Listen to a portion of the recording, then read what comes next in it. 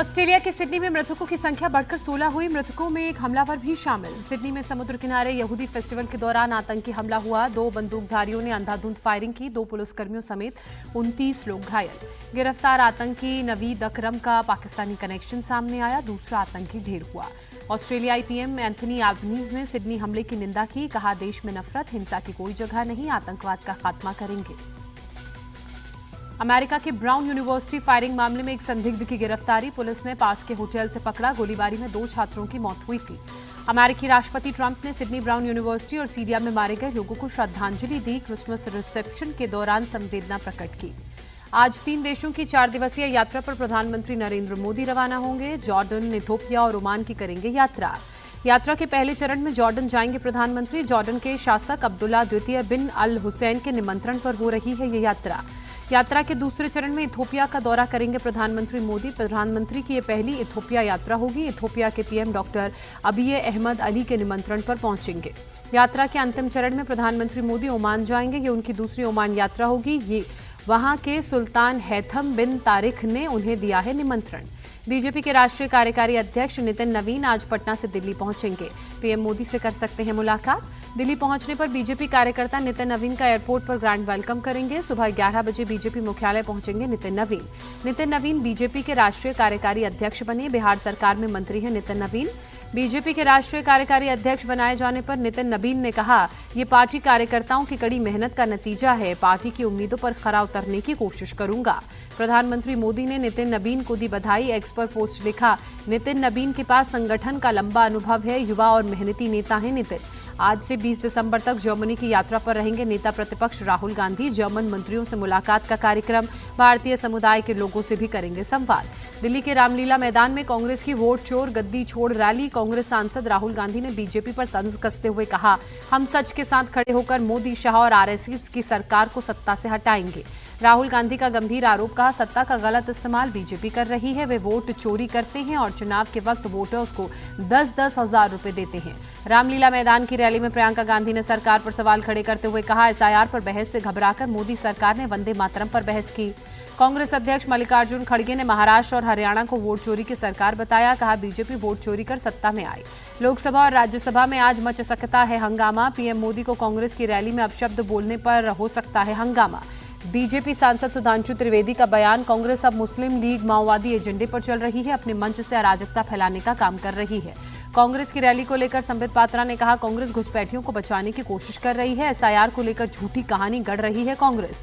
पंकज चौधरी बने UP BJP के नए अध्यक्ष। पीयूष गोयल ने पंकज चौधरी के नाम का ऐलान किया। यूपी बीजेपी के नए अध्यक्ष चुने जाने पर पंकज चौधरी ने कहा, मुझे जो जिम्मेदारी मिली है उसे बखूबी निभाऊंगा। उत्तराखंड के सीएम पुष्कर सिंह धामी की आंध्र प्रदेश में जनसभा। मदनपल्ली में पूर्व पीएम अटल बिहारी वाजपेयी की प्रतिमा का अनावरण किया। अटल जी के योगदान को याद किया। एसआईआर के खिलाफ दिल्ली में कांग्रेस की रैली पर सीएम धामी ने तंज कसते हुए कहा, कांग्रेस इस वक्त मुद्दा विहीन है। देश की जनता ने उनके मुद्दों को नकार दिया है। दिल्ली एनसीआर में पोल्यूशन एक बार फिर डेंजर लेवल पर पहुंचा। रविवार को AQI 461 दर्ज किया गया। प्रदूषण की वजह से चीफ जस्टिस ऑफ इंडिया की वकीलों और वादियों को सलाह, कोर्ट में आने के बजाय घर पर रहकर वीडियो कॉन्फ्रेंसिंग के जरिए केस की पैरवी करें। गौतम बुद्ध नगर के सभी स्कूलों में प्री नर्सरी से लेकर कक्षा 5 तक की क्लासेस पूरी तरह से ऑनलाइन होंगी। क्लास 8 से लेकर 9th और 11वीं की पढ़ाई हाइब्रिड मोड में होगी। यूपी के काकोरी में प्रशासन का बुलडोजर चला। 100 बीघे की 11 अवैध प्लॉटिंग्स को ध्वस्त किया गया।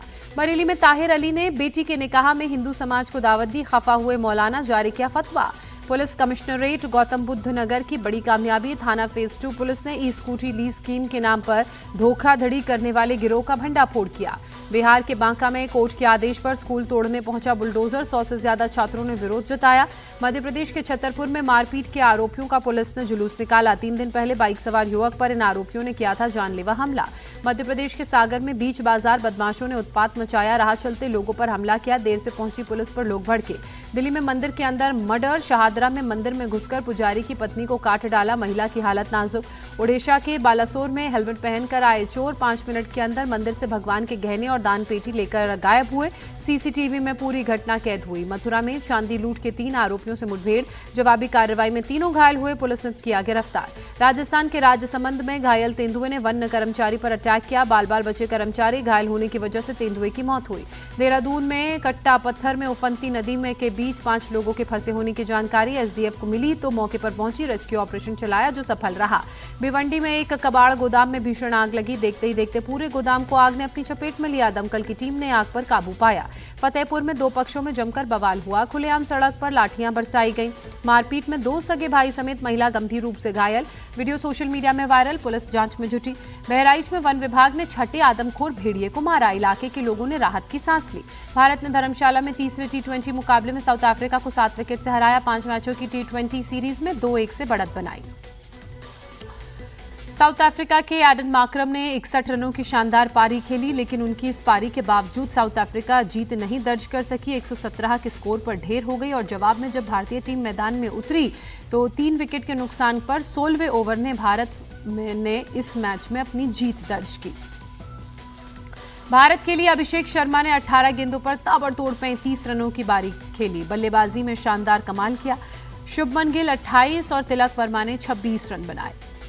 भारतीय तेज गेंदबाज अर्शदीप सिंह ने कहर बरपाया। 4 ओवर में 13 रन देकर 2 विकेट चटके। प्लेयर ऑफ द मैच चुने गए।